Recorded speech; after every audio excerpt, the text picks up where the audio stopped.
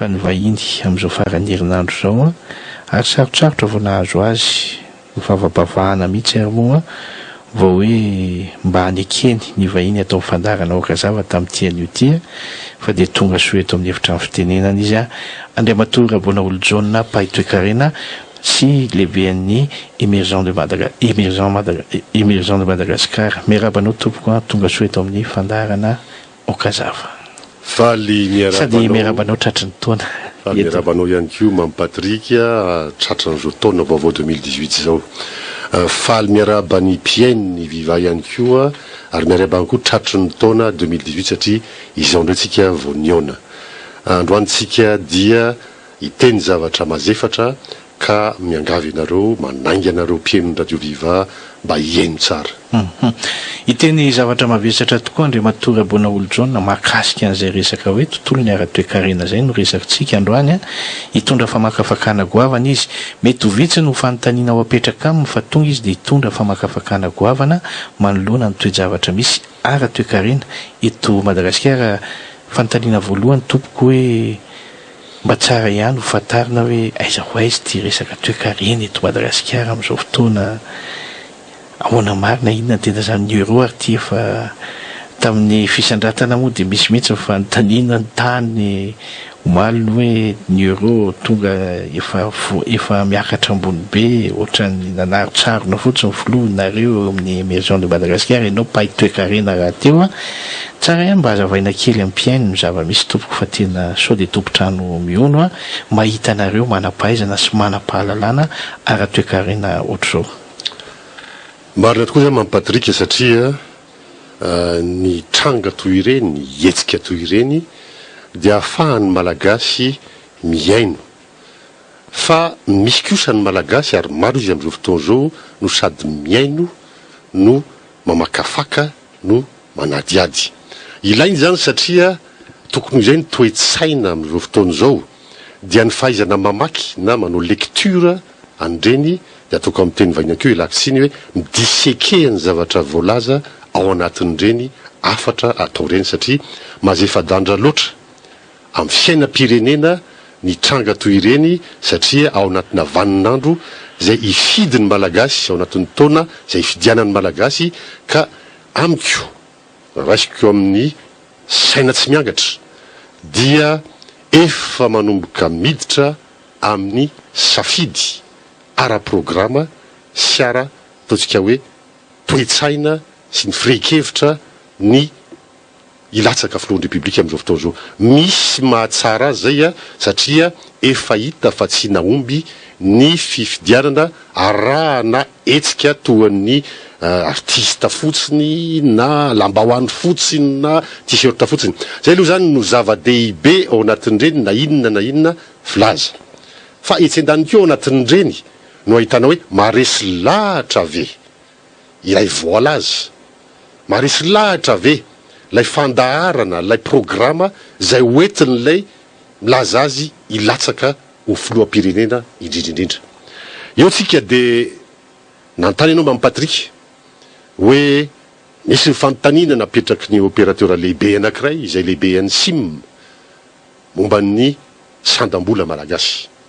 mba ahoana io Andriamatoa filohan'ny pirenena fa maninona honina no ahafahana mijery ny sandam-bola zay efa manandika ny 4000 ariary na 4,000 ariary amin'izao fotoana zao voangana kely tsika azo atao angana ihany dia tamin'ireny androny transition reny tsy nietsika firy izy io ary teo amin'ny 2000 ariary teo zay nanaovany azy tao tsy fantatra aloha fa dia tsy nietsika aloha le izy na nisy subvention tao na nisy be da be ny fomba nanaovana azy fa dia tsy nietsika firy fa naninona nefa tonga ny famatsim-bola ary tonga ny laza hoe manomboka mahatoky atsika mpamatsy vola dia nanjary ohatrany hoe tsy tana itsony io sandam-bola io miresaka n'io sandam-bola io satria avy amin'io sandam-bola io daholo ny aingany ny azo lazainy hoe ny endriky ny tokarena ny parametra raha mbola firenena ohatratsika Madagasikara raha miresaka inflation ianao 7% na 6% na 8% arakaraky ny fitombon'ny isan'ny mponina théorie zany fantatry ny vahoaka dia mitotongana ny vola malagasy, fantatry ny vahoaka dia miakatra ny vidim-piainana, miakatra ny vary, miakatra ny lasansy, satria maninona? Satria mitotongana isan'andro ny vola malagasy. Ary io dia miantso azo lazaina manao tabatra mihitsy dona amin'ny latabatra ary manao alerte avertissement fa resaka daholo ny rehetrarehetra sy blabla,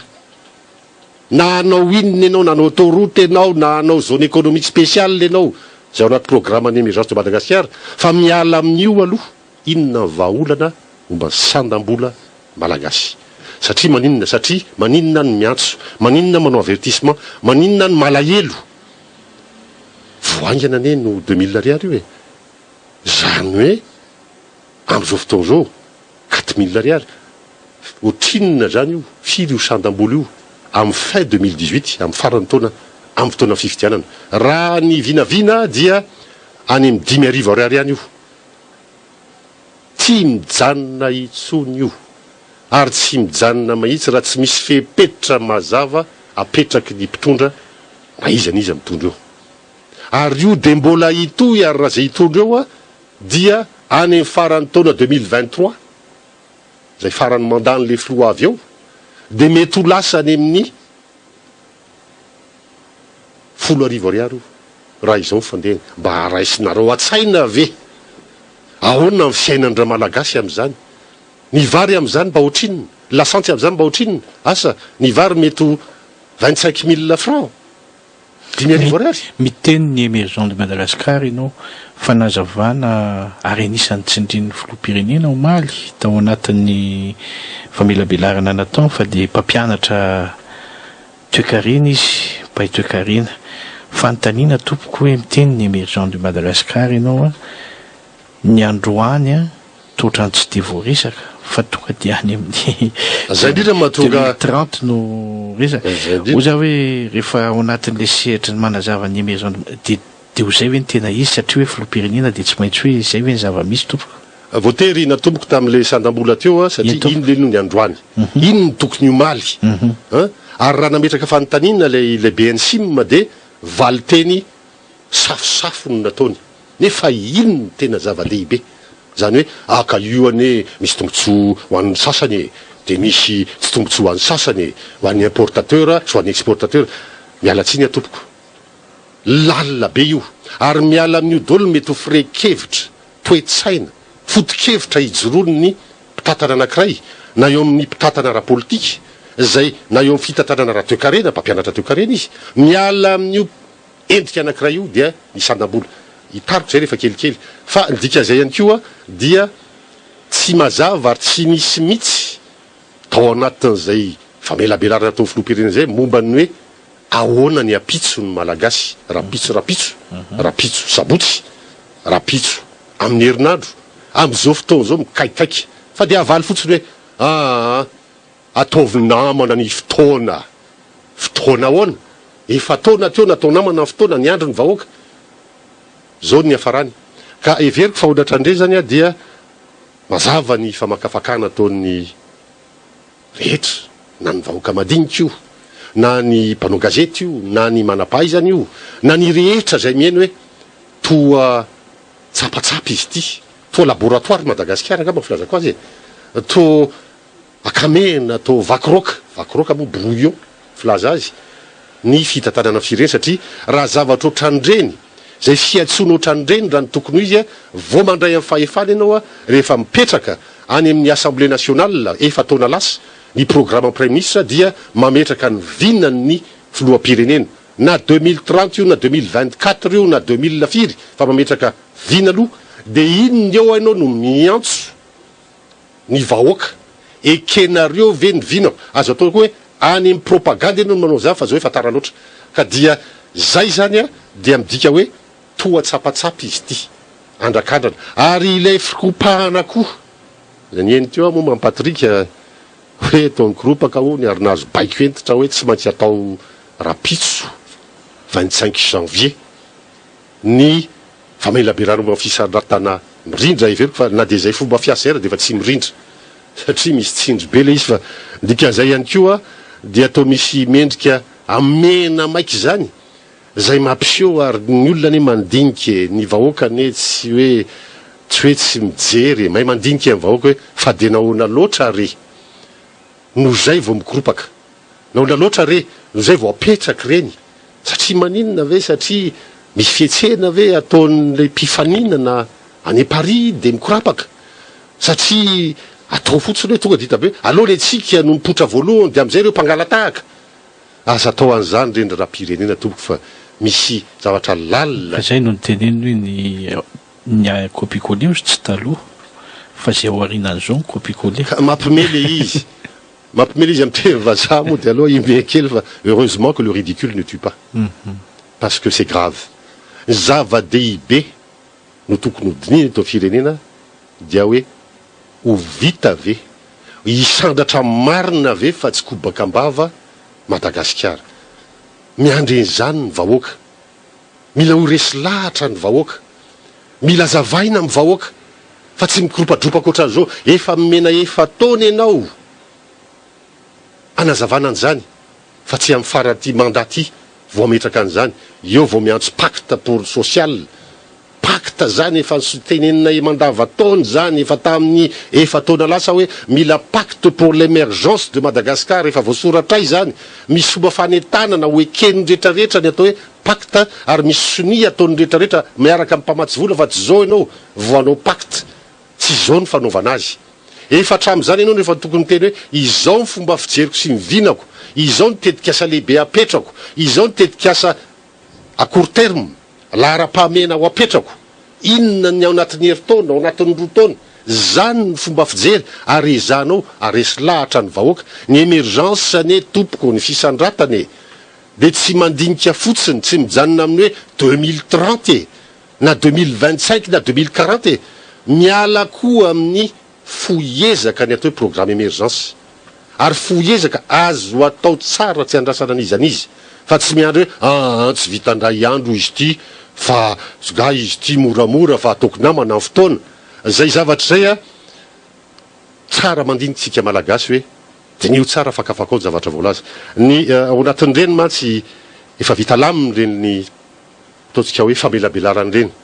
raha izay ato amin'ny plateforme de l'émergence de Madagascar no mandinika an'ireny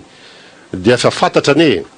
tsy maintsy mipetraka aloha anatin'izany hoe inona ny tanjona ho velabelarina amin'ny iny famelabelarana iny inona avy ny tokony atao eo amin'ny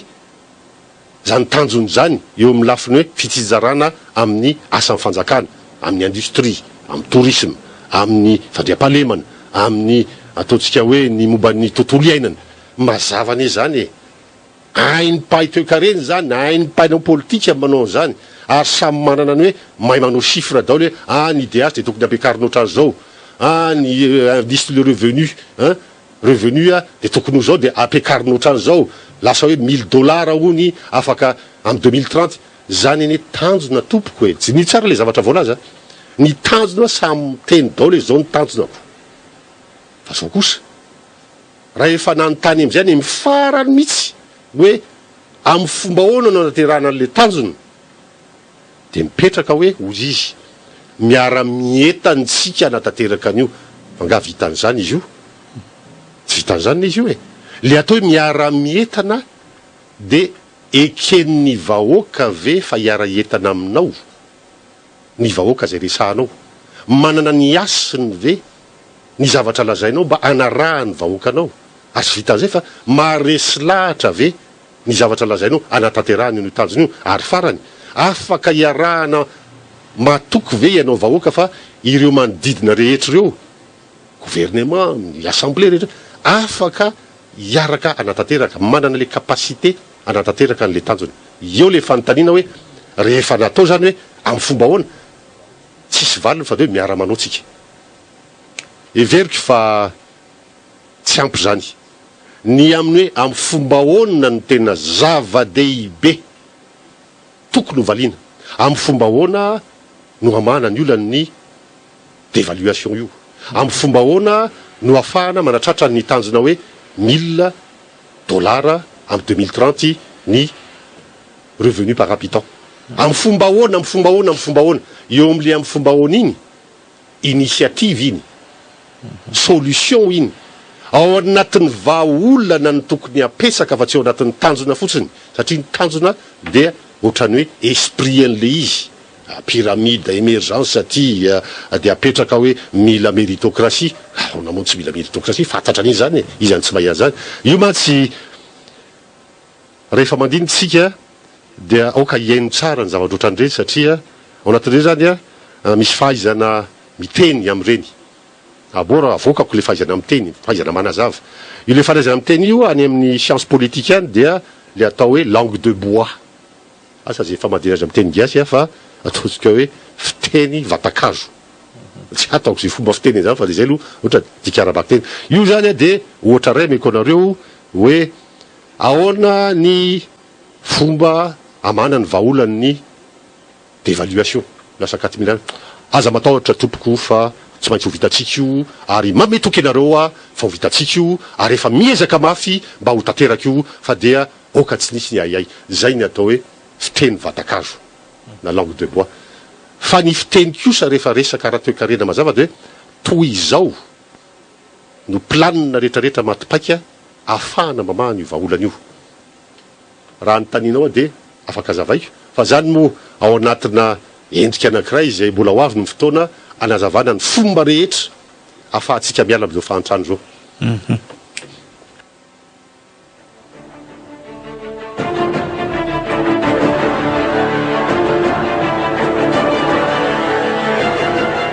ohatrany somary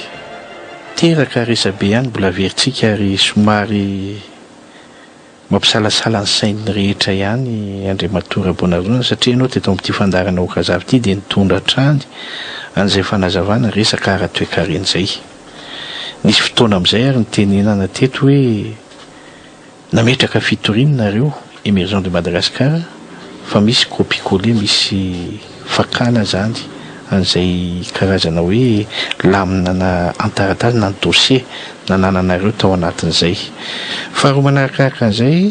nisy ihany koa ty resaka zone économique spécialité na les ZES zany anisany na sary-piaronao tanteraka na sary-piaro ny fanehoan-kevitry ny olona rehetra ihany koa tao anatin'izay resaka hoe raha mitondra fanazavana ianao zany ka azon'ny olona tsara ny fanazavana an'izy kanjo moa rehefa natao zay ny lanina teny amin'ny antenimera sy ny karazany dia rehefa tonga tany amin'ny ACC dia milavin'ny ACC satria tsy mifanaraka amin'ny lalam-panorenana somary nametraka fanontaniana ho an'ny rehetra hoe inona ny antony na tonga an'izay hoe niova ny ACC satria izay zavatra rehetra nataotao zany hatr'izay dia tsy araka ny tokony ho izy fa rehefa tonga teo amin'izay le asa hoe goavana loatra ngamba le dossier ka mety tsy takatra ny sasany dia mety hoe tsy hitantsony mety hanovana azy ny sasany moa niova hoe pacte de responsabilité sy ny karaza tamin'ny fotoan'andro ity zany mety tsy hita zay ana kanefa moa iny efa fanapahan-kevitry ny ACC zany aloha zay nytoe-javatra rehetra zany somary nanaitra ny olona dia tonga ihany koa tia ny hoe nisy ny fotoana efa niomanany ny filoha teo aloha filohan'ny tetezamita Andriamatoa Andry Rajoelina ny hoe isy conférence goavana any Frantsa any Androany izay atao hoe ionany amin'ny olona maro sy ny firenena maro zany amin'ny resaka ara-toe-karena taitaitra tampoka eo ihany koa dia nisy an'izay ihany koa teto amintsika dia mitondra ao anatin'le resaka hoe émergent de Madagascar misy ve tompoko fanazavana mbo azonao entina manoloana zany toe-javatra rehetra zany misy de misy tokoa ary voaraiko ny fomba fijery sy ny fantaniana to Mamy Patrika raha aloha momba ny copie-collé faharoa manaraka an'izay dia momba n'le hoe ahoana ny zone économique spéciale sy ny lalàna amin'ny fehany zone économique spéciale ary fahatelo momba n'le voalaza atao anatin'ny gazety atsoratra anankiray momba ny hoe misy hetsika lehibe atao momba n'izany initiative pour l'émergence de Madagascar zany hoe zahako valiana tsirairay le izy satria ny fanazavana nyetiko tamboalohany teo dia ny endrika ny sehony ny famelaberana zany hoe ny sary zay no nadiadiko teo mba ahafahan'ny olona zany manana ny mamiezaka mba anana fomba fijerena lecture amin'ireny zavatra reny zao tsika zany raha amin'ny mpantanina napetraka ao Mamy Patrika dia hiditra amin'ny lalidalina koa nany amin'ny hoe fond an'ny atao hoe émergence de Madagascar zay fond zay zany dia tsara ihany koa no ahafahan'ny mpieniny Radio Viva mafantatra na dia amin'ny fotoana fohy ary ny atao hoe émergence de Madagascar tena izy okazava tena izy mba tsy tenenako mampime ihany hoe ao ny contrefaçon dia ao ny original fa dia aloha raisitsika hoe tsy voatery raisy nampanatretena koa hoe rehefa émergence satria misy miteny an'izany hoe rehefa émergence de any olo-jaonina rabona mialatsiny tompoko fa ny émergence dia hevitra voizina rivotra anankiray mitsoka manerana izao tontolo zao ary efa nazavainay fa mitsoka izy efa tonga ao Afrika ary efa raha tamin'ny herintaona zay de niteny hoe efa mandondomba ravarana eto Madagasikara ary amin'izao fotoana zao efa misokatra ny varavarana hiditra eto Madagasikara ny émergence eo dia mba isany ny voyan'io ny émergence de Madagasikara ary voninahitra lehibe ho anay io no matsikaritra fa manomboka maro no mivoyan'ny émergence amin'izao fotoana zao satria ilain'ny fireneny zany fa eo amin'le hoe inona tokotra ny ary no atao hoe original tsy misy ny original fa hoe inona ny tsara kokoa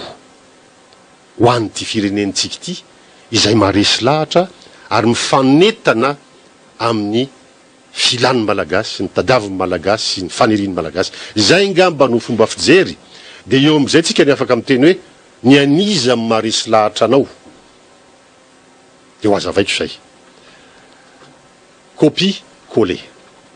ny zavatra nanaitranay tamin'ireny natao plagiat reny ny hevitray ohatra tsy mampaninona anie le izy everina fa raha atao alatahaka ny ataoko hoe ny asa anankiray dia azo everina anky hoe misy mahatsara satria midika zany hoe tsara ny alay tahaka ny tsara ihany ary de raisinay voninahitra zany ary tam'ireny moa zay de ohatrany nanangana hoe itory zay fa alotsorona fa tsy nataonay satria everinay fa tsara kokoa ny miroso any amin'ny dinika na atao hoe adievitra mba hijerena izay émergence tsara ho an'ny Madagasikara ary ny andro izahay fa tsisy valiny moa fa dia tonga moa zao ny fotoana hoe copie collé averiko iny tantara iny mba ho tsahiny ho tadidiny ny mpieno ny radio viva ny natao copie collé ny tompoko de tena hoe copie collé misy de ny document anay zay tao amin'ny mepaty organe amin'ny mepaty ny nandray an'le izy any anaty internet any jerevo hoe misy hoe plagiat dia ny tena le document sy ny voasoratra ao anatin'ny document sy ny sary nataonay tao anatin'ny document sy slide tsy nataonay nampiasain'ny fanjakana tsy niera taminay de nasiny fotsiny hoe fanjakana ny manao an'ity zay ane le izy ary tsy nampaninanay le izy satria raha nasoan'ny vahoaka moa raha nety moa le izy inona moa ny olana fa ny olana taminay de hoe natao dika avilana le izy ary nanao antsoavy zay hoe ity ane raha ataonareo am'izao lalàna apetrakareo zao ka raisinareo vany am' zone France ny tonanao azy de mivarotra tanindrazany ovay io lalàna io ataovy loasy io le zone économique spéciale zay mijery hoe ahoana ny telo tombontsoan'ny malagasy tombontsoan'ny vahiny tombontsoa ny fanjakana malagasy mba hifanetana tsara mihitsy zay vao tena hoe irindra tsara mihitsy ny fampatronana ny fisandratana zay ny lesanay tam'izay de mavarina de mbola nitoy ihany le izy ary rehefa mipetraka ny lalàna ny zone économique spéciale farany teo zay ny lavin'ny ACC zay tsy nakasitrahany mpamatsy vola mahazatra toy ny FMI inona ny antony tsy nakasitrahan'ny FMI azy satria hoy ny FMI hoe aizany tombontsoa ny fanjakana amin'io ahoana fidiram-bola ny fanjakana amin'io ahoana ny etra ho an'ny fanjakana amin'io zay nena tonga ny FMI ny etsika ary zay fantenen'izany foana hoe aizany tombontsoa ny fanjakana amin'io zay le fanontaniana mipetraka ary miverina foana hoe amin'ny fomba ahoana comment eo am'le comment matsy tsy misy valiny foana fa safosafona fotsiny fa rehefa teny objectif sy mission sy iny ty izy teo zavatra hoe tanjony de mahery fa ty amin'ny comment tsisy valiny eo am'le comment anisan'ny comment ataoko hoe comment mihitsy satria zay ny tena mazava amin'ny teny ahoana ny lalàna momba an'io ahoana ny fepetra momba ny fampidiram-bola amin'ny fanjakana amin'io any anaty lalàna daholo zany ahoana ny tombontsoan'ny malagasy amin'io na ny mpandraraha malagasy zay mitaky mba te hiotra ihany ko mba te hiditra ao anatin'izany mba hanana tombotsoany ahoana ny tombotsoany miasa ao anatin'io zone économique spéciale io ary ny tombotsoan'ny vahoaka ao anatin'io etsen-daniny ahoana koa ny tombotsoan'lay vahiny zay te hiara ominatoka amin'ny io raharaha io zay le atao hoe 3G état gagnant malagasy gagnant IDE gagnant zay le atao hoe gagnant gagnant tena izy ao anatin'izay gagnant gagnant tena izy zay ny ipiran'ny hevitra hoe émergence tena izy raha tsy misy ny gagnant gagnant firien-kevitra foto-kevitra ijoroan'ny émergence zany ary foto-kevitra ijoroany reo pays émergence io gagnant gagnant io de tsy mipetraka ny émergence tompoko miala amin'io gagnant gagnant daholo ny rehetrarehetra ahoana zao reny resaky reny gagnant gagnant ve ny émergence ny zone économique ny zava-dehibe ao anatin'io iny pilier iny fototra ingan'ny émergence amin'ny fototrafitrafitra fa ao anatin'izany kio ny arinan-kibon'ny tany ao anatin'izany ihany kio ny arina ambonin'ny tany ny arina ambonin'ny ranomasina sy ambanin'ny ranomasina gagnant gagnant ve ny lalàna napetraka tamin'iny efa taona lasa iny amin'ireo lafiny rehetrarehetra ireo mahazo tombontsoa ve ny malagasy any amin'ny faritra malagasy rehetra ny mpandraraha amin'ny arinan-kibon'ny tany ohatra Soamamanina ohatra tany Mananjary ohatra be da be nipotra tamin'ity mandat ty zay tsy azohony malagasy tombotsoa fa menimenina mitaky miandrandra manatena ny malagasy fa tsy misy valiny tsy voazao ihany efa 40 taona lasa 50 taona lasa tsy gagnant mihitsy ny malagasy tompoko de mbola miteny ianao hoe misy tombotsoa io ka aza matahotra ka ny lalàna petraka ao raha tsy isy gagnant gagnantko zay nena tokony nikatso hoe tsy mety le lalàna hoy ny ACC satria misy fifandirana amin'ny andraikitra ny autorité sy ny amin'ny hoe inona tena indrikny atao hoe izy any tokony hitatana ny zone économique spéciale amin'ny ataontsika hoe lalàna mifehy zone économique ozy izy samihafa ny réglementation samihafa ny lalàna de io ny FMI hoe tsisy tombotsoan'ny fanjakana de io ny vahoaka hoe tsisy tombotsoana io fa ho lasa amin'ny vahiny daholo amidy ambogadiny amin'ny vahiny zany ny zone économique spéciale satria telopolo taona azavozany de okio ny mpandraraha malagasy hoe tsy arakay io satria tsy ampy traikefa zay tsy ampy atay zao tsy ampy teknôlôzia zay afaka hifaninana tsy ampy koa rabola am'ireo vahiny rava le lalàna zay ny tokony fomba fijery ary zay de mametraka mazava tsara mihitsy hoe dinio tsara ry mpieno dinio tsara ry vahoaka malagasy fa ny émergence tena izy dia mijery ary mitsinjo anao mijery ny tombotsoa anao fa tsy émergence mivarotra tanindrazana tsy émergence mamevahana ny vahiny be loatra tsy émergence tsy hisy tombotsoan'ny fanjakana tsy émergence manandevony malagasy ary émergence hoan'ny malagasy ary rehefa mandinika zany 2030 zany dia tokony mijery hoe ireo zay sanganasa na ny asa rehetra na ny fotodrafitrasa dia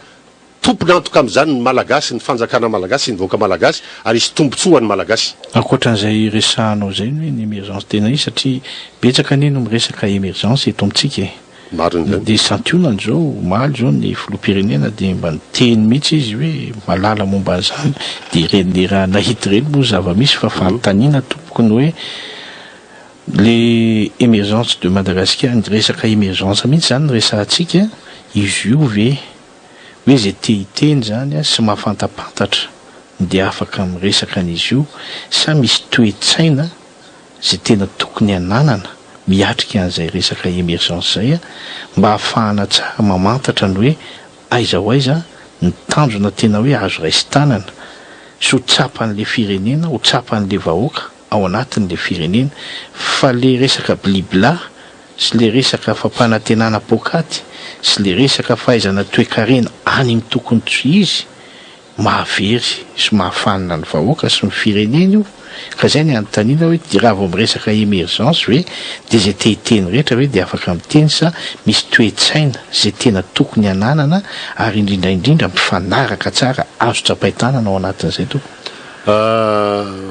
petraka tsara ny fanontanianao ary zava-dehibe ny fanontanianao mampatrika mahazo miteny izy te hiteny afaka miteny daholo hoe zahay mahay an'io tsy maninona ane zany rehefa hay de atao ny émergence rivotra mitsiokany fa eo amin'le hoe émergence toinona ny tianao mipetraka eto Madagasikara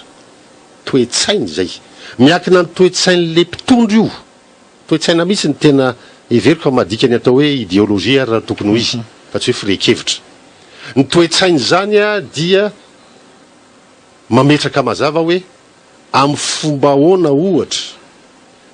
no ametrahana ny émergence misy tombontsoa ny rehetra ohatra zany alohantsika raha nieno ireo mpitondra fahiny izay nandalo teto dia miresaka hoe faraparany tamin'ny taona taorinan'ny taona 2000 taloha kely dia hoe ady amin'ny fahantrana ny toe-tsaina zay zany firehikevitra ady amin'ny lutte contre la pauvreté talohan'izay dia hoe développement taona maro pays en développement tokony hoe miditra amin'izany développement zany zao ndray zany émergence fa eo amin'le hoe développement amin'ny ady amin'ny fahantrana dia misy hoe firehikevitra anankiray hoentinao amin'ny développement miala amin'ny firehikevitra na toe-tsaina socialiste ve sa capitaliste ve sa zavatra hafa zay le hoe toe-tsaina amin'izao fotoana zao a dia rehefa mieny tsara tsika reto dia averiko foana hoe manana lecture ny zavatra voalaza te abana be an'izay mba te hanazava an'izay mba arafaka mieny ny mpieno eto rehefa mijery tsika dia toe-tsaina capitaliste zany libéralisme no tiany ny fanjakana SVM apetraka eto zay no heveriny fa marina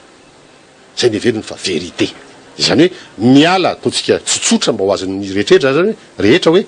miala amin'ny hoe ny fanjakana dia mpandrindra zay nanomboka tamin'ny taona 7 ohatran'izay tamin'ny 1990 dia ny secteur privé dia mpamokatra ary mbola naveriny filoham-pirenena zay omaly hoe miakina aminareo secteur privé zay atokisan'ny vahoaka 900 ny fampandrosoana amin'ny firenena miakina foana ny tamin'ny secteur privé ny fampandrosoana amin'ny firenena risy ny 520 taona zay akoatra tamin'ny socialisme fa izy nanindrina marefo mbola tsy ampy ny traikefa sy ny teknôlôjia sy ny vola zany hoe fananam-bola sy ny tsena hoentin'ny secteur privé hiatrika an'le fampandrosoana marina fa misy manao ezaka farak'izay ainy fa mbola marefo diderantsika reny teny zany tamin'ny nanomboka tamin'ny socialisme hoe raha mbola marefo ny secteur privé dia aloha fanjakana aloha nanao azy mandra-patanjaka ny secteur privé zay fomba fijery tamin'izany fa ity rehefa tonga libéralisme dia hoe ankina tanteraka amin'ny secteur privé firehikevitra rivotra mitsoka ihany koa zany tamin'izany fotoana zany fa amin'izao fotoana zao manomboka mahatsapa ny rehetra na maneran'izao tontolo zao hoe tsy ho ampy mihitsy na anao inona na inona secteur privé indrindra ny firenena ohatratsika zay mbola ao anatin'ny hoe fidirana ny fisandratana hoentina hampandroso ny firenena eo zany le atao hoe dilemme manontaniana reo secteur privé enoy aloha mila fiarovan'zay aloha misy signal fort mba voaro zay satria tsy afaka hifanina an'izay eo le fanontaniana hoe amin'ny fomba ahoana zay tsy mety voavaly mihitsy raha izay ny fanontaniana dia hovaliko tokotrany resaka industrie zany resaka tourisme zany resaka agricole zany resaka famokarana zany amin'ny fomba ahoana no ahafahan'ny secteur privé malagasy isandratra tsy nahavaly an'izay filoham-pirenena omaly fa de hoe alohantsika hiresaka mila mifandinika andefasinao ty mba misy suggestion nga zany izy ty amin'ny fomba ahoana izay amin'ny fomba ahoana zay dia miala voalohany indrindra amin'ny toe-tsaina zay voalazanao teo toe-tsaina sy idéologie sy firehikevitra rehefa avy eo anao vao mametraka ny lalàna mifanaraka amin'ny toe-tsaina sy idéologie iny zay alefanao ao anatina paikady maromaro ary iny am'izay noentinao ny amin'ny assemblée dia mitohy le izy fa raha tsy misy mipetraka le toe-tsaina sy l'idéologie diso le lalàna ohatra ny zavatra mipotra rehetra amin'izao fotoana zao diso tompoko le lalàna tsy matipaika le lalàna amateurisme le lalàna satria tsy mazava le idéologie hitondranan'le izy ohatran'izany le tombo telotelo tombotsoa ny idéologie apetraky ny émergence na ny toe-tsaina apetraky ny émergence ao anatin'ny telo tombotsoa zay le miditra amin'ny hoe amin'ny fomba ahoana dia tsy ho tateraka mihitsy zany fisandratan'ny secteur industriel zany na andrevy ary ianao anatin'ny mandrapatonga ny 2030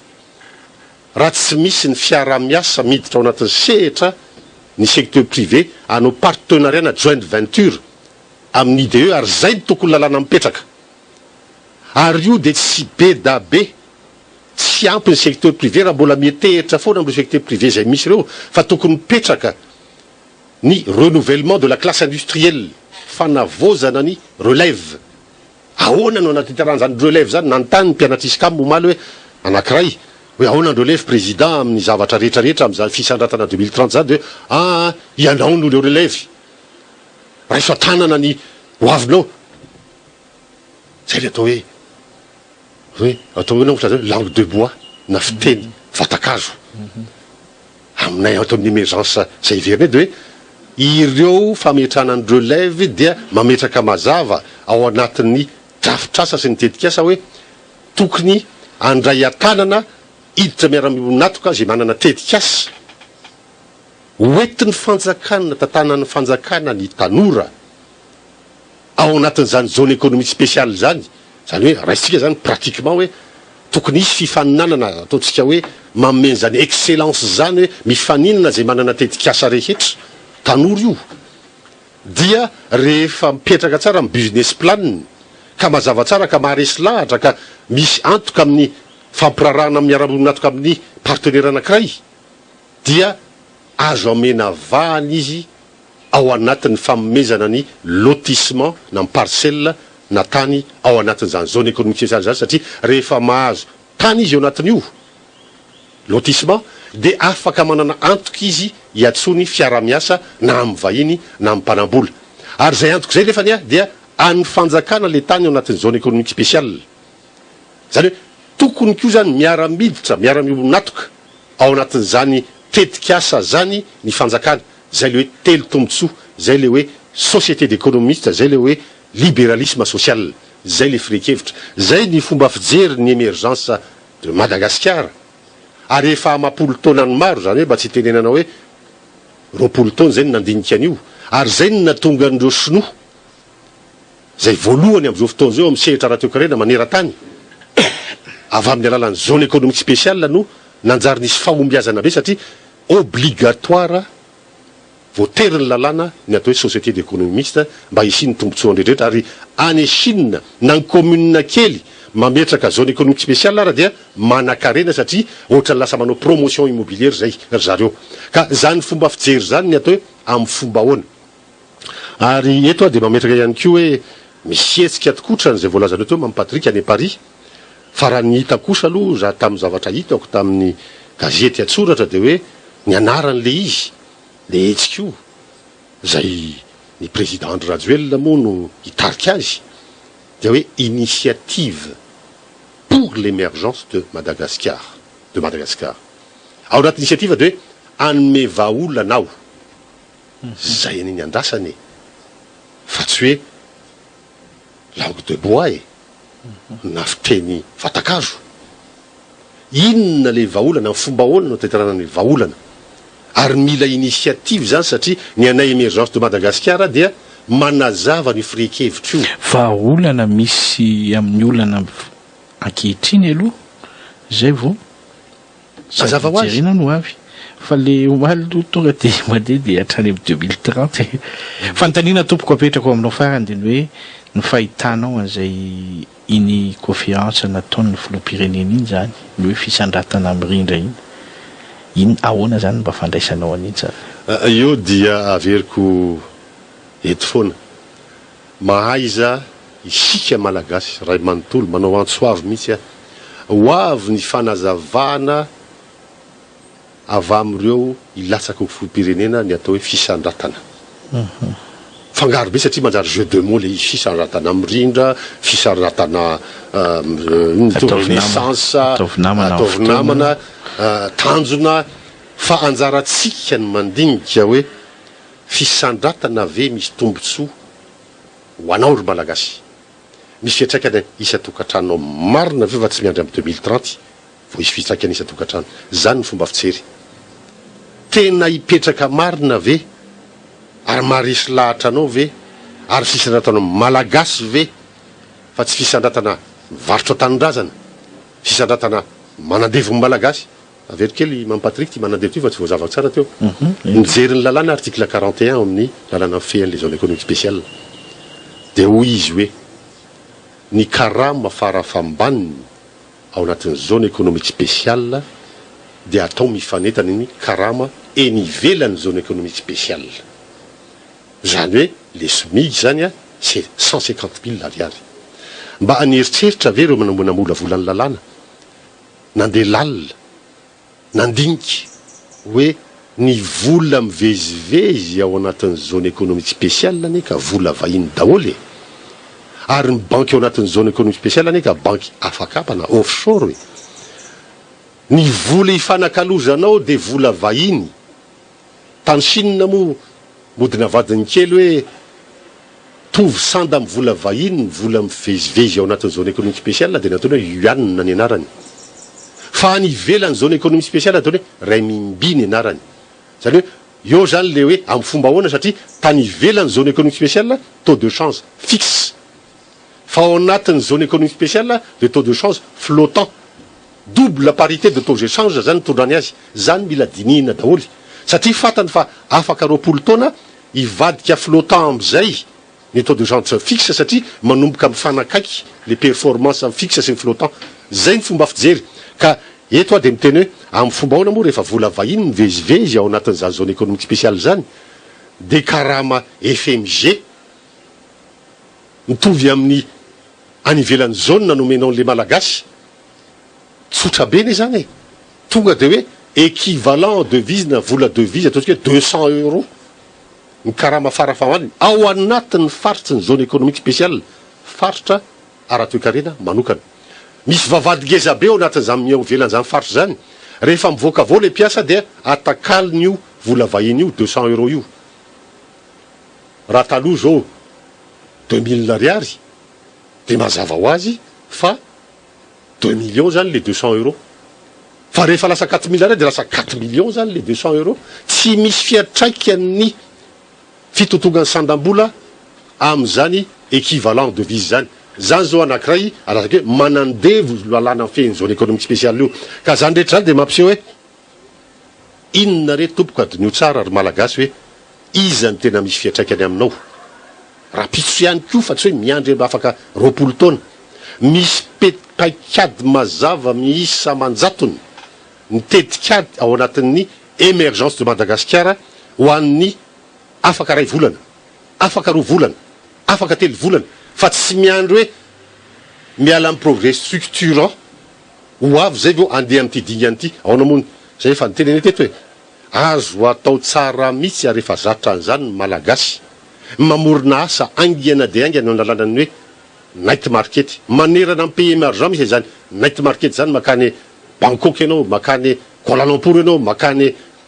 Chine ianao Beijing manomboka amin'ny enina de misy ny atao hoe night market zay afahandreo secteur informel manohy ny asany fa tsy azo atao amin'ny andro atoandro misy moa miteny hoe ahoana ny fandriam-pahalemana zany sur indrindra Tananarivo azo amboariny zany na roso kely ara de mampiasa ny tandro filaminana fa zany ny solution foiezaka ambronana asa angana de aingana ary azo atao tsara mihitsy zany indrindra any amin'ny province toy any Tamatavy toy any Majanga zay efa zatra ny zany night market zany fomba toe-tsainy zany fa tsy miandry roapolo taona maromaro izy ireo fa mbola avy mo fotoana ao anatin'ny programma anazavana an'le izy tsy aritra fotsiny tompoko tsika tsy ny resaka politika i Andriamatoa Bonaolojona koa moa tsy dia ao anatin'izay loatra fa any amin'ny resaka toe-karena fa misy hevitra iredraisan'ny olona maromaro mifanehoan-kevitra zany hatrany amin'ny tambazotana naizanaizany hoe azo eritreretina ve tsy haiko ianao azonao valiana zany azonao tsy valiana hoe tsy haiko ianao hoe mety mieritreritra an'izay ihany koa hoe anisan'ny propagande alohan'ny fotoana ve nataon'ny filoham-pirenena omaly iny ny pré-campagne de samy manao an'ny azy ny olana amin'ireny fotsiny dia efa misy endrika hoe izy miteny eno tsara ry vahoaka hoa efa nanomboka ao tetiky zany fa mila fanohizana inona ny dikan'izany ilatsaka ao ane ny dikan'izany fa ny olana de hoe any iavoloha ianao ny manao an'le izy any amin'ny toeram-panjakana anankiray zay iavoloha ny pré-campagnenao de nio tsara ane le izy e fantatra nefa ilatsaky izy fa monjy ahodikodina le resaky midasina suspense fa ny campagne rehefa miteny hoe izao de anoy de fa ilatsaka fa tsy any avy loha ianao miteny zany fa mety any amina mitinina anankiray satria mampiasa ny fitaovam-panjakana ao anatin'ny pré-campagne amreny ianao moa nyteny hoe ianao toekarena tout est politique ny tout est politique de milaza hoe tonga ny fotoana programme anasa no entina andresen-dahatra ara-toekarena ara-sosialy ara-fandriam-pahalemana io izy io fa mipotra politika ihany no ataonay nda hoaritsika tahina mo eo ny larany idirana amin'ny antso tarby tondra ny faneho-kevitra mbola eo ny vahintsika Andriamatora Bonaolojana pahay toekarena sady voalohan'ny emergent Madagasikara mbola eo ihany koa izy misy fanontaniana tia napetraka izy ihany koa ny tondra ny fandarana farany eny ary tompoko meo ny larana idirana amin'ny antso an-tarby tahina ny fidirana mivantana amin'ny antso 24 501 65 na ny 033 33 501 65 ho resitsika ary ny antso voalohany miarabanao tompoko allo eny tompoko miarabany vahiny de miarabany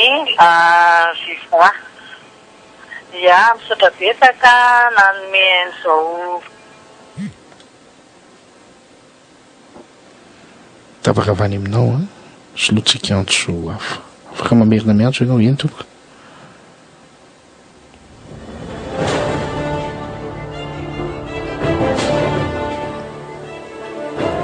eny tompoko allo eny tompoko miaraba nareo amin'ny okazava miaraba ny vahiny ihany koa ary miaraba ny vahoaka rehetra zay manaraka nyty fandarany ty mahakasika an'le kabaran'ny filoha afaka miteny mafimafy ianao hoe fifandratana fifandratana saiko hoe ohatrany manofo ve le filoha sa hoe ahoana de ahoana moa tonga de anaovanao vinavina amin'ny 2030 zany nefa ny zavatra misy a hita hoe inona ny tena programme nasa natao teto amin'ny firenena fa ohatrany lasa kabary fotsiny ohatrany hoe vavany fotsiny le zavatra atao e saiko hoe tena efa tena mieritreritra amin'le vahoaka zay hoe azo be manaiky sa ahoana ny akabeazan'ny malagasy ange zao ka tsy mananasy e de fanamboarana karama ahoana moa ny tiana atao amin'izany sa hoe lefa le manamanakatao sy ny mpitondra ihany zany no ambamboarina ny karamany de tiako mbola pila ihany koa makasika an'ireny le resaka nataon'ny filoham-pireneny reny hita mihitsy hoe ohatrany hoe zavatra misy konokonona homanina satria raha araka ny voalazany vahiny teo de azo atao hoe pré-campagne mihitsy le omaly iny satria efa fampelezan-kevitra atao reny hoe mbola anoy de marina mihitsy zany hoe efa mikoty milaza izy zany hoe efa irotsaka e de mba menatra ihany raha zany filoha iteny an'ireny fa ohatrany hoe tena miteniteny foana ka de misaotra ny vahiny zay nasaina androany namelabelatra mahakasika zany fa dia za zany mba mankataka aminareo hoe aleo mba etanina le vahoaka fa tena sahirana le firenena de tokony mba hisy ny firaisan-kina amin'ny vahoaka mba samy andinika satria raha izao ne mbola iroso indray amin'ny zavatra fa la ny andro fotsiny fa aleo tonga de efa samy miomana amin'ny amin'ny fifidianana e mbola misy andro kely de tokony mba isijerena ny anaratsika anarana maso samiry vahoaka malagasy manara maso mafy mihitsy amin'le fifidianana ho avy io a fa tena hita hoe efa misy ketriketrika atao ambadimbadika mahakasika zao zavatra makomaniny zao sorana betsaka ianao dia makasitraka indrindra tompoko ndrasantsika ny antso manaraka eny tompoko mirabanao miraba tompoko allo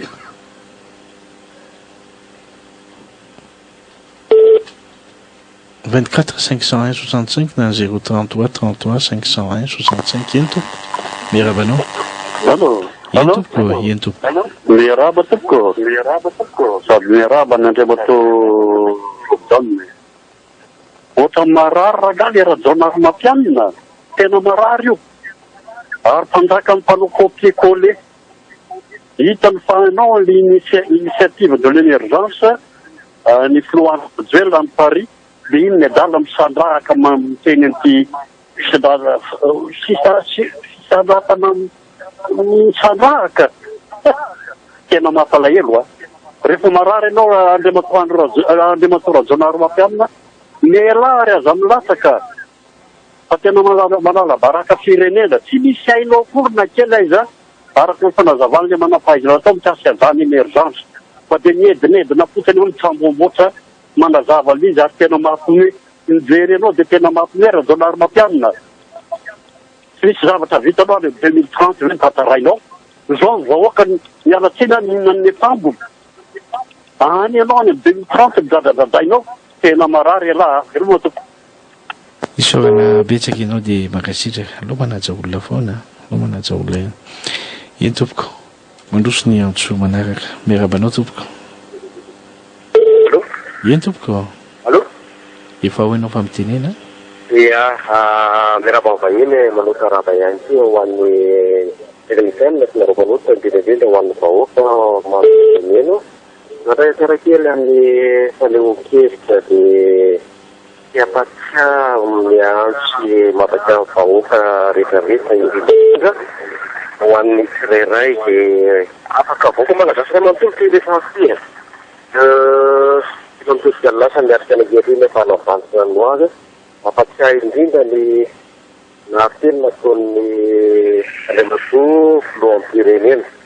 mampatsiahy ihany koa atsika izay hitanelabelaka zany anareo kosa aloha soa dia mba tsy mahita zavatra efa vitany hatramin'izay fikoresana ny zavatra efa vitany hatramin'izay afikaikaika nafiakatra ny andam-bola nafiakatra vitana fitsiaraky ny olona tamin'ity fotoana hoe mandana crédit tsy miakabidy ohatran'izao ny vary tsy misy dia lestage malava rely be afa-tsy ny ohatran'izao efa ombenombeny tany aloha tany indrindrandrindra fa anatin'ny fotoana maintany izay na fitabataba mihitsy ny hoe ory fitondra fanjakana za tsy miteny fanjakana raha vao fanjakana fana dia efa fitrao anatiny keo tenako fa maritako fitondra fanjakana izay diso lalana atao anatin'ny maintany anefa nitabataba manao hoe so dia mba tokony anao kely sy ny labalina fa hijaly ro olondreo raha vao avo fotoana fahavaratra efa niomanana izy foana fahavaratra tamin'izay fa le fomba fiasa ahita ty lalana eto Antananarivo koa so dia mba diso fijery ianareo ka tsy tonga saina fa efa lalana ninina tsy nataony io fa iendrasana propaganda lalana propaganda dia io izy eo ary le fisandratana farany so dia diso ihany keo fomba fandraisanareo fa efa nanatena hatramin'izay ay tena efa taona ka ipetrahany teo no namola volany resaka programa ho an'ny ny hatramin'izay fa izy mbola tsy nanomboka mbola tsy nanatanteraka fa nandritran'ny efa taona izy namola vola fa mbola tsy miasa izao indray hatramin'ny telopolo sy arivo ny fotoana tetitena amin'iny angambany aloha tena milaza malina aminao fa ho an'ny vahoaka malagasy rehetra tirak'ity hoe manao sempahana avy amin'ny malagasy manao aimpahana rehetra sotra indrindra tompoko isaorana betsaka ianao raisitsika avy hatrany ny antso manaraka ino tompoko miarabanao tompoko allo ino tompoko ia dia miaraba ny fandarinao kazava dia miaraba Andriamato Rajonaro efa nanaraka ny fanazavanao ary isy fotoana moa nampipahainao tamin'ny resaka firenena hoe Brésil, Afrika Atimo sy ireo avy any amin'ny faritra Inde any. Efa ela nanaovana hoe pays émergence io. Fa le mpitondra eto amintsika tsy raha mbola ohatran'izao le mpitondra tsy afaka niala tanteraka an'izany zareo satria alohany mivarotra zavatra natany atsokosoko amin'ireo sinoana vahiny mpanam-bola tsy anarahana procédure koa fa azo naingana ny vola dia amin'izay misy fampizaran'ny tombontsoa fa tika vahoaka malagasy aveo no miady fotony lasa mivazany tany fa amidiny amina fomba na mpangolo karena na re mafiara eny ny tany tika kareto tontolo reto manentsika fotsiny izy hoe mba ialana amin'le 26 janvier ataon'ny filoandra joelany a frantsa de mba nanao an'iny zareo de mivoaka tokoa sary fa ny hevitra tsisy mandeha amin'jelony satria na le vola malagasy miakatra efatra arivo ara ny euro hita ny vahaolany ny amin'izany de mampalahelo moa zany de efa fantatra koa moa zany fa hirotsaka ho fidina amin'ny président ny filoha régional mondial araka reny teniny reny fa mila mailo zany ny atoko politika nareo fa fiarahamonina pirenena manavantso ny fifidianana eto amin'ny fahasan'Alamanga fa avery mbola misy boky misy listim-pifidianana tsy tonga any amin'ny drapeau-tany de mampalahelo ny zavatra ohatran'izany satria ohatra hoe tsy kombakomba ve zany le sinity nefa milaza hoe anentsika an'le 10 millions électeurs taika efa mba firy ve zao valopolo isan-jato ka raha valopolo isan-jato ara moa ny azona amin'iny mety efa atapoaro ny firenena ny tambany de mampalahelo le zavatra misy satria na de le lalana raha eto Antananarivo renivohitra de tena ratsy ary de voakilasy foa tsika hoe renivohitra tsy mahateo olona ary any amin'ny farany tsika izany nefa tsika de firenena manan-karena ny vola misy an'le any Paris azo ny fitondrana malagasy de mahagaga tsika vahoaka malagasy no amerina an'ireny fa nisy vola be efa azo kita izay zavatra mitsangana saiko hoe araky ny teny filoam-pirenena hoe tonga any anaty volany ny vahoaka de na ny zavatra ohatran'izao fa le fahantrana zao de tonga any anaty ny volany ny vahoaka ny malagasy raha zay efa tonga tapina ny filoha de tonga fahantrana ny vahoaka de tsisy afa-tsy hoe nareo azo vehelo manao izao tontolo zao tokony mieritseritra ny zavatra atao na mametam-pialana fobrinka mba fa zavatra samandray andraiky tena zao tanatin'izay fataon'izay ohatra zao ino zao le rahana vazaha tsoka any anda tsisy minisy saray miala tsisy tokony andraiky saray miala fa de ho sarotsaromanao fotsy mahatokony piara-miasa aminao no filoha fa zay vahoaka angamba tsy mahatoky ny zavatra ohatra an'ireny tsony ka tokony miery isoana betsaka ianao de makasitraka rasitsika ny antso manaraka eny tompoko miarabanao tompoko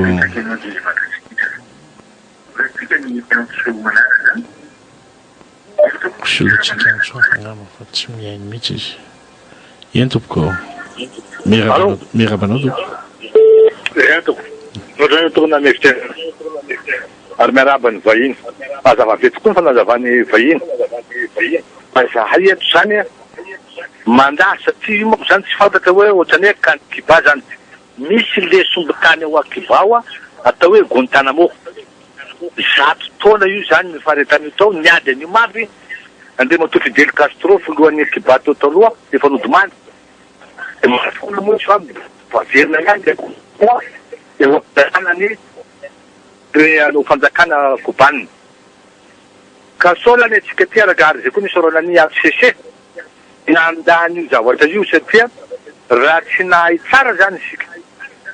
de mety mitovy amin'ny kaly io fa le tsy fitovizany tsy haiko tsara fa mety ho vahiny angamba mahafantatra hoe ohatran'izao ny kany Kiba na tonga an'io raiky tanatin'ny 100 taona io na de nangataka azy ny ano ny Kibana de tsy mety ny Amerikana mandraky ty ny androany asa raha vina voatapitra le 100 taona reo fa zay moa tsy fantako fa eto ve moa ve tsy mety amin'ny mpiasa malagasy mandray dolara ny karama satria hoe vola so anatin'io zone économique spéciale io maninona avadika vola gasy faharoa de ny ty zone ty koa fa maninona koa tsy dolara ny tokony raisin'ireo ankizy reo ao ary io moa fa hita fa karama fa fanandevozana tsika ve tsy afaka ampiakatra an'io ifanaraka amin'ny manevra any ivelany nana amina latsaka hoe tatsokesaka dolara ny any ivelany tsy azo atao ve zany zay le ny ayanay amin'ny zavatra io fa satria ny arena kibony tany ao reo tsy mikendrikendry hoe ty ny zona tindray fa zavatra efa voatilo de inona avy le arena kibony tany ao fa za matoko fa betaka ny volamena anaty io ary mety misy koa izy io ranoma ary akoatrin'izay mbola misy fa zay ihany fa apetraka avy fa mety fantany be iny zany isorana betsaka ianao de makasitraka horaisitsika hatrany ny antso manaraka raha efa misy mirabanao tompoko eny tompoko allo eny tompoko miaraba ny mampatrika dia miaraba ny vahiny. Dia misaotra betsaka ny vahiny amin'izay fanazavana izay.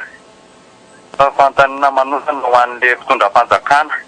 Inona ny tena ao anatin'ny lohany ao ati-dosa rivotra. Fa dia mavita manao fampanantenana pokapy izy hatramin'izao. Dia tsy mena sakoriny izy milaza hoe oviana avy ny mpisandrata Madagasikara hatramin'ny 34 nefa amin'izao aritsika mbola vao mahay mitotongana any amin'ny fahantrana lalina. Tsy azoko hoe inona ny anazy izany no miteny. Ary inona zavatra ho eritreretiny amin'izany teny ataony izany. Dia eo ihany koa ilay fiakaran'ny sandam-bola ero. Nefa vao mahay ny sandam-bolantsika malagasy totongana hatrany. Ka izany dia mitarika fahantran'ny vahoaka lalina isan'andro. Tena marina tokoa ny telelena amantsika teo aloha, tena mipakatra ny anaty vilanin'ny vahoaka marina ny fahantrana amin'izao vanim-potoana izao.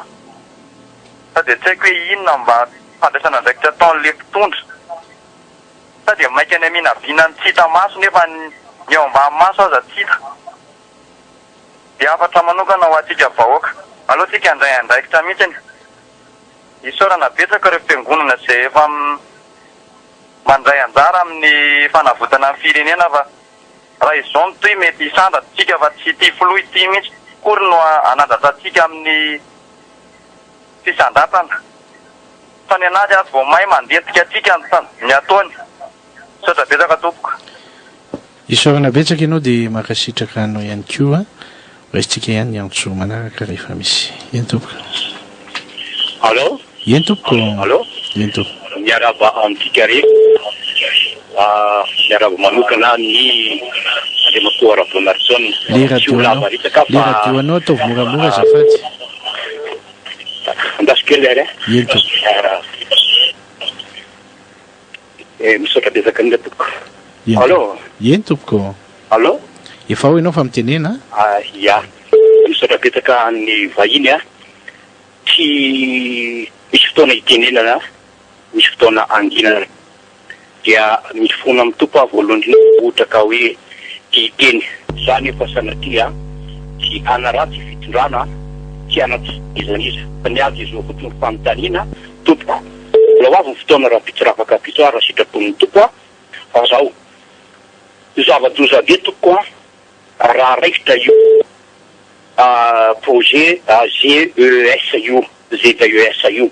ka na GES tompoko na ny contrat iny izay tsy ara-dalàna ataony fitondrana amin'izao fotoana izao ka tsy ohatsony fa mpitondra hafa move azo foana tompoko io contrat io zay tompoko totra betsaka indrindra monsieur Patrick. Isaorana betsaka ianao dia makasitraka indrindra tompoko. Raisitsika ny antso manaraka. Allô? Eny tompoko. Miaraba tompoko. Miaraba anao tompoko. Ny tiako hotenenina dia zao ohatra mahagaga ihany ny resaky ny filoham-pirenena. Satria betsaka ny fitaka efa nataony tsy arakaraky ny fampanantenana betabe tamin'ny propagande reny. Fitaka ny manodidina azy. Niladirana tamin'ny niaraka tamin'ny président Rajoelina reny. Vitaka ny président Rajoelina. Karaha jerena dia homme de trahison mahitsy zany ny filoham-pirenena. Ary amin'izao fotoana izao dia mbola mampandradisa vahoaka indray anao azao zao mangataka 12 taona indray esana. Anaovana an'io anareo dinare fitaka ao ambadika izay. Ary nareo rehetrarehetra manodidina azy ireo dia miloma fitaka daholo koa ianareo satria traître izy. Ary na ianao raha matany voanga dia miomana ianao fa ho avy koa ny anjaranao rehefa kelikely. Saotra tompoko. Isaorana betsaka ianao dia makasitraka antso rehefa faran'izany no raisitsika. Eny tompoko. Miaraba anao tompoko. Miaraba anao tompoko misaotra indrindra ho an'ilay fitenenana. Misaotra manokana ny vahiny ary faly dia faly satria manana fahaizana afaka ifanandro na mileran-dra-mpanitaka io hoe fandangatana hoe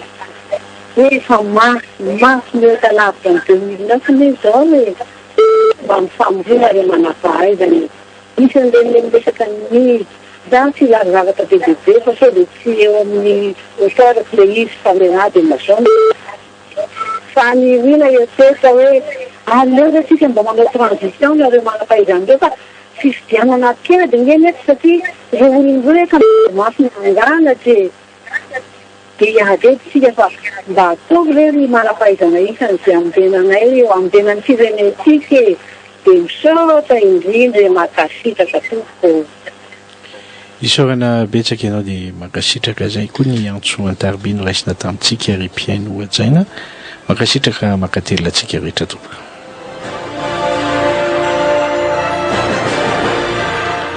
andriamatoa rabona olo-jaune novahintsika teto baitoekarena sady pitariky ny émergent de Madagascar izy zay ny faneho-kevitra nety mpiaino misy ihany koa ny fanontaniana vitsivitsy napetrany atambatritsika amin'izay koa ny teny entinao mamarana nyity fandarany ity tompoko misaotra ny ireo zay nandray ny andraiky mba metraka fanontaniana ary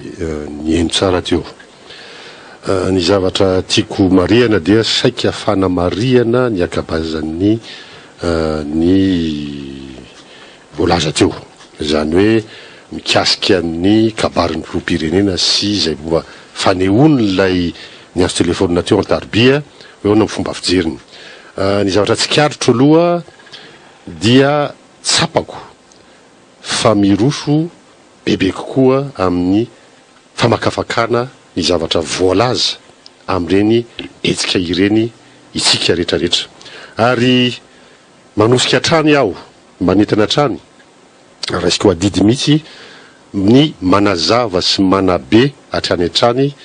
ny atao hoe fomba fijery émergence sy ny toe-tsaina émergence mba hananatsika lay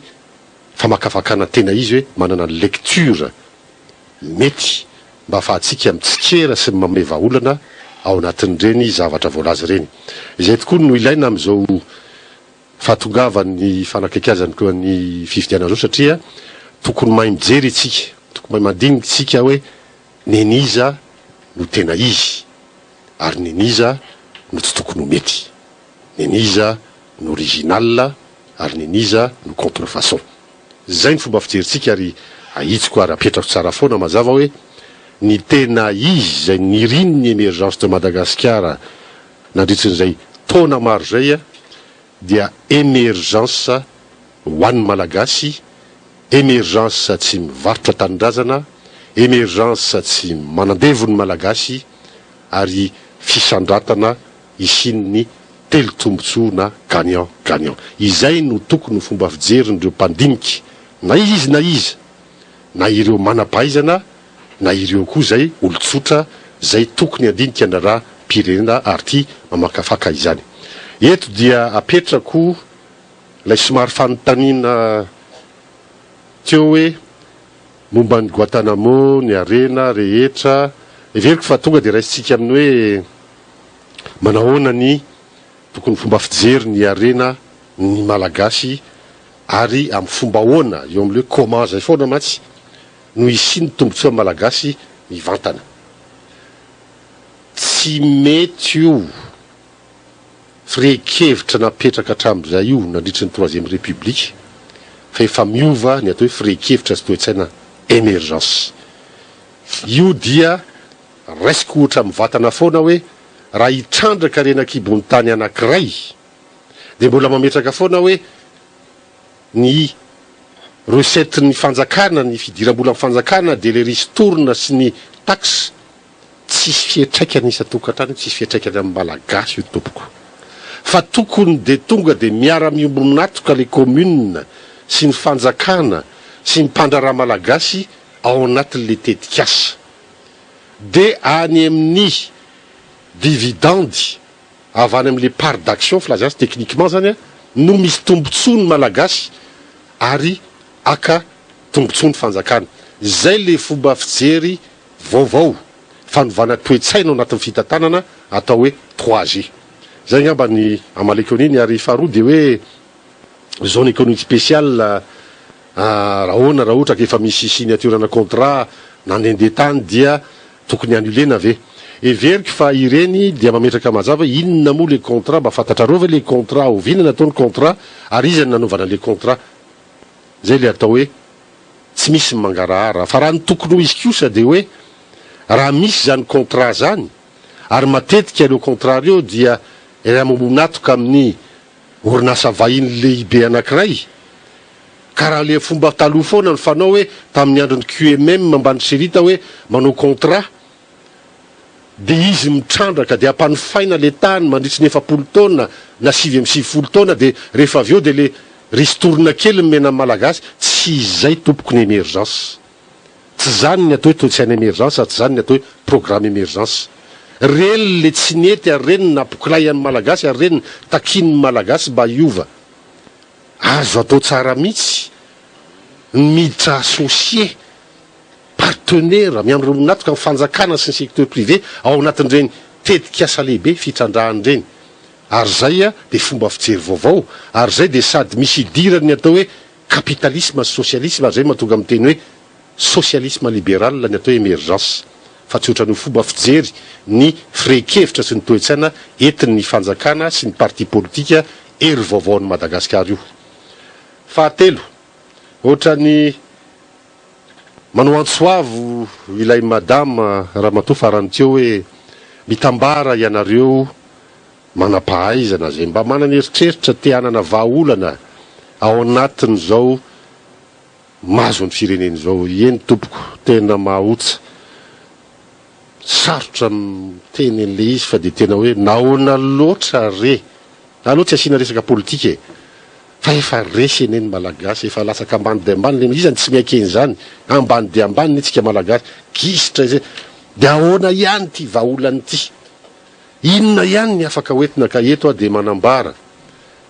fa miantsoavo ary everiko fa aokotsika satria manatena mafy amin'io tenako manokana sy ny atao amin'ny émergence de Madagasikara sy ny plateforme hoe ho avy zay faniriny zao madama anambatra ny manampahaizana anambatra ireo manana vahaolana anambatra ireo manana fomba fijery vaovao satria ny émergence de Madagasikara dia resaka ataontsika hoe fitadiavana sy fikaroana ihany fa mila initiative io mila vahaolana io ka dia manateny zay fa hipetraka mazavy zay tetiky zay androany any a Paris amin'izao fotoana izao. Isaorana betsaka ianao Andriamatoa Bonaolojona ny vahiny teto amin'ny fandarana Okazava mankasitraka mankatelina anao indrindra ary mbola averiko tsy laingana onono akory fa dia hery lehibe ho anao ngambany hoe tsy andrin'ny olona natongavanao teto tamin'ity an'io ity mba hiresaka momba an'izay resaka ny resahantsika rehetra fa dia minao saminazo ny tandrifiny avokoa ireo mpiaino antsika tompoko. Ny teniko farany angambany dia hoentsika mba avaka avokoa ny hotranga rehetrarehetra sy ny hetsika rehetrarehetra izay hoentina ampisandratra amin'ny Madagasikara dia fisandratana amin'ny Malagasy tena izy. Soatra tompoko.